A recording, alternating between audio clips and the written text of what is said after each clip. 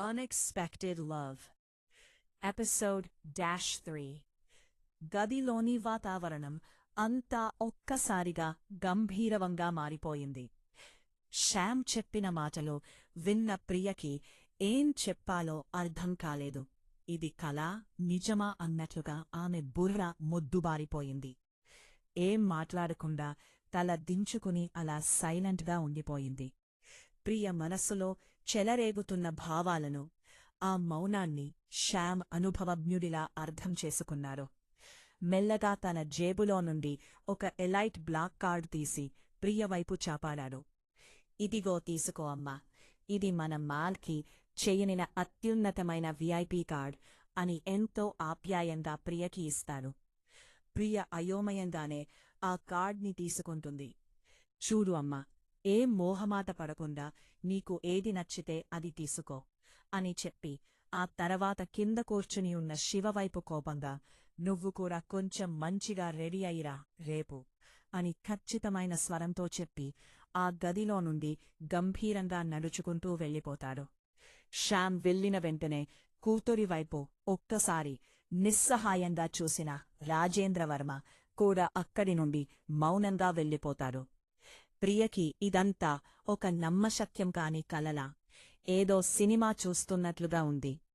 తన జీవితం ఒక్క రాత్రిలో ఇలా తలకిందులు అవుతుందని ఆమె కలలో కూడా ఊహించలేదు. ఇద్దరు బడా బిజినెస్ మ్యాగ్నెట్స్ వెళ్ళిపోయిన తర్వాత శివ నెమ్మదిగా నొప్పితో మూలుగుతూ పైకి లేచాడు. తన తండ్రి కొట్టిన దెబ్బలకు ఒళ్లంతా నొప్పులుగా ఉంది. ప్రియవైపు చూసి కాస్త చిరాకుగా, ఏ పిచ్చిదానా, ఎక్కడ దొరికావే నాకు అని అంటాడు. ఆ మాట వినగానే ఆలోచనల్లో ఉన్న ప్రియకి ఒక్కసారిగా ఎక్కడలేని కోపం వస్తుంది. కళ్ళు పెద్దవి చేసి, ఎవరికి పిచ్చి అని కొంచెం కోపంగా గట్టిగా అడుగుతుంది. నీకే ఏ అని ఏమాత్రం తగ్గకుండా శివ అంటాడు. నీకే పిచ్చి అని ప్రియ కూడా మాటకి మాట సమాధానం చెప్తుంది. అవును నాకే, లేకపోతే నీలాగా పక్కనోళ్ల రూంలోకి వచ్చి వాళ్లకి ముద్దులు పెట్టాను కదా అని వెటకారంగా అంటాడు శివ. ఆ మాటకి ప్రియకి ఈగో హర్ట్ అవుతుంది. హలో, ఇది నా రూమ్ అని గట్టిగా వాదిస్తుంది. శివ నవ్వి, ఏంటి అమ్మా, నీ రూమా, ఇంతకీ తమరి రూమ్ నెంబర్ ఎంత అని అడుగుతాడు. ప్రియ కాసేపు ఆలోచించి ఎంతో కాన్ఫిడెంట్గా ఎంతో నొబ్బా అని అంటుంది. మరి అందుకే పిచ్చిదాన అనింది అని శివ అంటాడు. అసలు ఏంటి నీ బాధ అని చిరాకుగా అంటుంది ప్రియ. హలో మేడం, ఇది ఎంత నాలిగా అంటే నా రూమ్ అని ప్రియకి అర్థమయ్యేటట్టు స్పష్టంగా చెప్తాడు.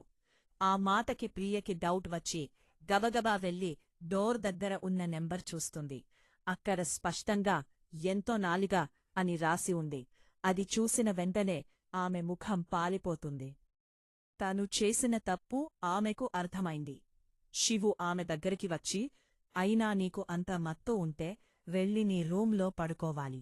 సరే పోని వచ్చావు, నా రూంలోకి వచ్చి ఏం చేశావో నీకు కనీసం గుర్తు ఉంటా అని సూటిగా అడుగుతాడు. ప్రియా కాసేపు తన బుర్రమీద చెయ్యి వేసుకొని ఆలోచించి చిన్నగా లేదు అని అంటుంది. అసలు రాత్రి నువ్వు చేసిన పనికి అని కోపంగా తన ఫోన్ తీసి అందులో రికార్డైన ఒక వీడియో ప్లే చేసి చూపిస్తాడు. నిజానికి శివు రాత్రి ఆ గదిలో తన బాధను వీడియో రూపంలో రికార్డ్ చేసుకుందామని ఫోన్ కెమెరా ఆన్ చేసి పెట్టాడు. సరిగ్గా అదే సమయానికి ప్రియా లోపలికి రావడంతో ఆ తర్వాత జరిగినదంతా ఆ వీడియోలో అలానే రికార్డైపోయింది. ఆ వీడియోలో మత్తులో ఉన్న ప్రియ శివు మీద పడి ముద్దులు పెట్టడమో, తనని అదుపు చేసుకోలేక టెంప్ చెయ్యడమో అంతా చాలా స్పష్టంగా కనిపిస్తోంది. అది అంతా చూసి ప్రియకు తల కొట్టేసినట్లు అయింది. సిగ్గుతో తల దించుకుని సారీ అని మెల్లగా అంటుంది. శివు ఫోన్ ఆఫ్ చేసి, చూడు ప్రియా, ఇది నేను నీకు చూపిస్తుంది కేవలం ఒక్కటి చెప్పడానికే. నిన్న జరిగినదానికి నేను ఒక్కడినే బాధ్యుడిని కాను అని. And we have to accept it అని చాలా మెచ్యూర్డ్గా అంటారు. ముందు ప్రియా, శివు కూడా కావాలనే తనకి మత్తుమందు ఇచ్చి ఇదంతా చేశాడేమో అని అందరూ అబ్బాయిల్లగే వాడు కూడా అలాంటివాడే అని అనుకుంది. కాని ఆ వీడియో చూశాక ప్రియకి అస్సలు నిజం అర్థమయ్యింది. అంతేకాదు ఆమె గమనిస్తే శివ బాడీమీద, మెడమీద అంతా తన లిప్స్టిక్ మార్క్స్, లవ్ మార్క్స్ ఉన్నాయి. కాని ప్రియ ఒంటిమీద మాత్రం శివ బలవంతం చేసినట్టుగా ఒక్క గీతగాని గాయంగాని లేదు. అప్పుడే ఆమెకు శివమీద ఒక చిన్న గౌరవం ఏర్పడిందది. సరే, మరి వెళ్దామా షాపింగ్కి అని వాతావరణాన్ని కాస్త తేలిక చేస్తూ అడుగుతాడు శివ. ప్రియ కూడా మౌనంగా సరే అని తల ఊపుతుంది. ఇద్దరూ కలిసి రూమ్ బయటికి వస్తారు. వాళ్లు బయటికి రాగానే శివ కోసం ఎదురుచూస్తున్న వాళ్ల పర్సనల్ అసిస్టెంట్ విక్రమ్ కనిపిస్తాడు. వెంటనే విక్రమ్ శివ దగ్గరికి వచ్చి ఎంతో వినయంగా మాస్టర్, ఎక్కడికి వెళ్ళాలి అని అడుగుతాడు. మనం మాల్కి వెళ్దాం అని అంటారు శివ. అలాగే అని చెప్పి విక్రమ్ వేగంగా వెళ్లి ఒక లగ్జరీ కార్ తీసుకుని వస్తారు. వాళ్ళిద్దరూ ఆ కార్లో వైజాగ్లోనే అత్యంత ఖరీదైన బెస్ట్ మాల్ దగ్గరికి వస్తారు. ఆ మాల్ పేరు ఎస్ఎస్ స్టోర్స్. శివ, ప్రియ ఆ మాల్ లోపలికి అడుగుపెట్టగానే అక్కడ ఉన్న స్టాఫ్ వెంటనే వచ్చి వాళ్లని చాలా మర్యాదగా రిసీవ్ చేసుకుంటారు. ప్రియ అక్కడ ఉన్న డ్రెస్సెస్, డిజైన్స్ అన్నీ చాలా ఆసక్తిగా చూస్తూ ఉంది. కాని ఆమెకు ఏదీ అంతగా నచ్చడం లేదు. అప్పుడే వాళ్లకి కొద్ది దూరంలో ఉన్న ఒక సేల్స్ అమ్మాయి వాళ్లని చూసి అసలు ఇలాంటి వాళ్లు ఎందుకు వస్తారో కూడా తెలియదు. వచ్చి 15 నిమిషాలు అవుతుంది. అన్నీ చూస్తారు, కాని ఏదీ కొనరు అని చాలా చీప్గా, చిన్నగా పక్కనున్న మరో సేల్స్ అమ్మాయితో అంటుంది. శివ వేసుకున్న సాధారణ బట్టలు చూసి ఆమె అలా కామెంట్ చేసింది. వాళ్లు ఎంత చిన్నగా గుసగుసలాడినా ఆ మాటలు శివకి స్పష్టంగా వినిపించాయి, అర్థమయ్యాయి. కాని శివ వాటిని పెద్దగా పట్టించుకోకుండా ప్రియా దగ్గరికి వెళ్ళి, ప్రియా, నీకు ఇవి నచ్చలేదా అని అడుగుతాడు. శివ, ఇక్కడ ఉన్న డిజైన్స్ అన్నీ చాలా నార్మల్గా ఉన్నాయి, నాకేమీ స్పెషల్గా అనిపించడం లేదు అని అంటుంది ప్రియా. అది విని శివ చిన్నగా నవ్వుతూ, అవును, ఇక్కడ అన్నీ నార్మల్ డిజైన్సే ఉంటాయి, కాని ఇంకొక స్పెషల్ సెక్షన్ ఉంది.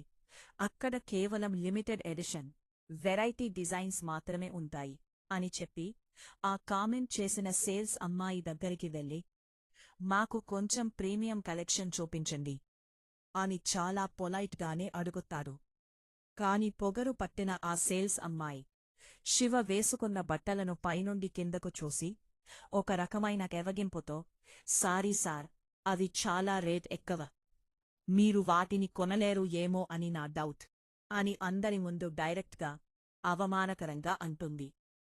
ఆ సేల్స్ అమ్మాయికి కొంచెం పొగరు ఎక్కువ అని ముందే ఊహించే శివ కావాలనే ఆ అమ్మాయినే అడిగాడు. కాని ఒక కస్టమర్ని పట్టుకుని ఇలా ఇంత డైరెక్ట్గా, ఇంత చీప్గా అంటుందని శివ కూడా ఎక్స్పెక్ట్ చెయ్యలేదు. హలో మేడం, కొనడం కొనక్కపోవడం మా ఇష్టం, అడిగింది చూపించడం మీ ధర్మం, అయినా మీ మేనేజర్ ఎక్కడా అని కొంచెం కట్టుగానే అధికారం ఉట్టిపడేలా అడుగుతాడు. నిజానికి ఆ అమ్మాయికి ఆ మాల్ మేనేజర్తో దగ్గరి సంబంధముంది. ఆ ధైర్యంతోనే ఆమె అంతగా రెచ్చిపోయి మరీ మాట్లాడుతోంది. సరిగ్గా అదే సమయానికి అటుగా వస్తున్న మేనేజర్ ఇదంతా చూచి అక్కడికి వస్తాడు. ఆ మేనేజర్ కూడా ఏమాత్రం మర్యాద లేకుండా శివ డ్రెస్సింగ్ చూసి జడ్జి చేస్తూ ఆ సేల్స్ అమ్మాయికి సపోర్టుగానే మాట్లాడుతాడు. ఆమె చెప్పింది కరెక్టే కదా సార్, నీకు అంత బడ్జెట్ ఉండకపోవచ్చు అని వెటకారంగా అంటాడు. వాళ్లు అలా మాట్లాడుతుండగా అక్కడే ఉన్న లియా అనే మరో సేల్స్ అమ్మాయి కలుగజేసుకుని, బాస్ వాళ్ళు అడుగుతారా కదా, జస్ట్ మనం చూపిస్తే సరిపోతుంది కదా, కస్టమర్ని అలా అనడం తప్పు అని సర్ది చెప్పే ప్రయత్నం చేస్తుంది. కాని ఆ మేనేజర్ తన ఈగోకి హర్ట్ అయ్యి ఆ అమ్మాయి మీద విరుచుకుపడతాడు. ఏంటి, నాకే ఎదురు చెప్తావా, you are fired, get out from here అని అందరి ముందు లియా మీద అరుస్తాడు. ఇంకా వీళ్ళు గోల, వీళ్ళు పొగరు తట్టుకోలేక శివ సైలెంట్గా తన ఫోన్ తీసి ఒక నెంబర్కి కాల్ చేస్తాడు. అవతలి వ్యక్తి ఫోన్ లిఫ్ట్ చెయ్యగానే నేను మన మాల్లో ఫస్ట్ ఫ్లోర్లో ఉన్నా, ఇక్కడికి రా అని ఒక్క ముక్క చెప్పి ఫోన్ కట్ చేస్తాడు. మరోపక్క ఇదంతా చూస్తున్న ప్రియకి ఈ వాతావరణం ఏమాత్రం నచ్చడం లేదు. తన మూడంతా పాడైపోయింది.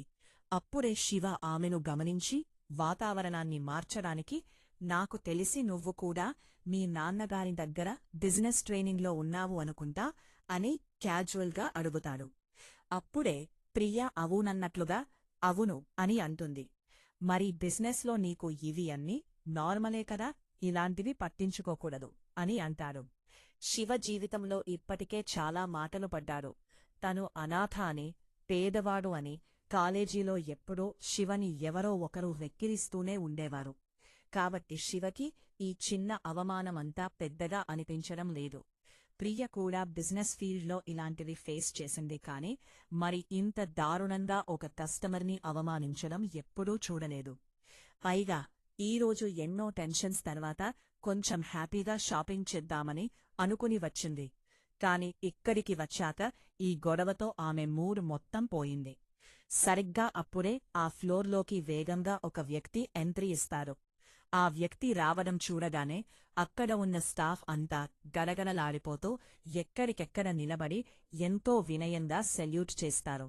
ఆ మేనేజర్ కూడా వణికిపోతూ పరుగున వెళ్ళి, బాస్, మీరు ఏంటి ఇక్కడ అని భయంగా అడుగుతాడు. ఆ వచ్చిన వ్యక్తి పేరు చరణ్. చరణ్ మరెవరో కాదు, శివకి స్వయానా తమ్ముడు. కాని చరణ్కి సినిమాలు, డైరెక్షన్ తప్ప ఈ బిజినెస్ ప్రపంచమంటే ఏమాత్రం ఇష్టం లేదు. తను ఒక గొప్ప డైరెక్టర్ అవ్వాలి అని కలలు కంటున్నాను. అందుకే చరణ్కి ఈ బిజినెస్లో ఎలాంటి ట్రైనింగ్ కూడా లేదు. కాని ప్రెజెంట్ వాళ్ల నాన్నగారి ఆదేశాల మేరకు అంతా చరణ్ చూసుకుంటూ ఉన్నాడు. అది కూడా కేవలం శివ తిరిగి వచ్చేవరకు మాత్రమే. చరణ్ ఆ మేనేజర్ని కనీసం పట్టించుకోకుండా నేరుగా శివ దగ్గరికి వెళ్లి ఎంతో గౌరవంగా, ఏమయింది అన్నయ్యా, సడన్గా ఫోన్ చేశావు అని అడుగుతాడు. చరణ్ ఎప్పుడైతే అతన్ని అన్నయ్యా అని పిలిచాడో అప్పుడు అక్కడ ఉన్న స్టాఫ్కి, ఆ మేనేజర్కి, ఆ సేల్స్ అమ్మాయికి మైండ్ బ్లాక్ అయిపోయింది. తాము ఎవరితో గొడవపడ్డామో, ఎవరిని అవమానించామో అర్థమయ్యా కాళ్ల కింద భూమి కంపించినట్లు అయింది. ఆ మాల్కే ఓనరైన శివని తాము అలా అన్నామని తెలుసుకుని ఆ మేనేజర్ వెంటనే పరిగెత్తుకుంటూ వచ్చి శివ కాళ్లమీద పడిపోయి, సార్, ప్లీజ్ సార్, నన్ను క్షమించండి, నాకు తెలియక తప్పు చేశాను అని బతిమాలుకుంటాడు. చరణ్కి ఇదంతా ఏమీ అర్థం కాక కింద పడి ఉన్న ఆ మేనేజర్ని, శివని డౌట్గా చూస్తాడు. శివ మాత్రం కింద పడి ఉన్న వాడిని కనీసం చూడకుండా తనకి సపోర్ట్ చేసిన లియా అనే సేల్స్ అమ్మాయి వైపు చూసి, you are the manager from now onwards, congrats అని గంభీరంగా ప్రకటిస్తాడు. అంతే, ఆ మేనేజర్ గుండె ఆగినంత పని అయింది. శివ కాళ్ళు పట్టుకుని, సార్ ప్లీజ్ నా పొట్ట కొట్టకండి, ఒక్క ఛాన్స్ సార్ అని మళ్ళీ అడుగుతాడు.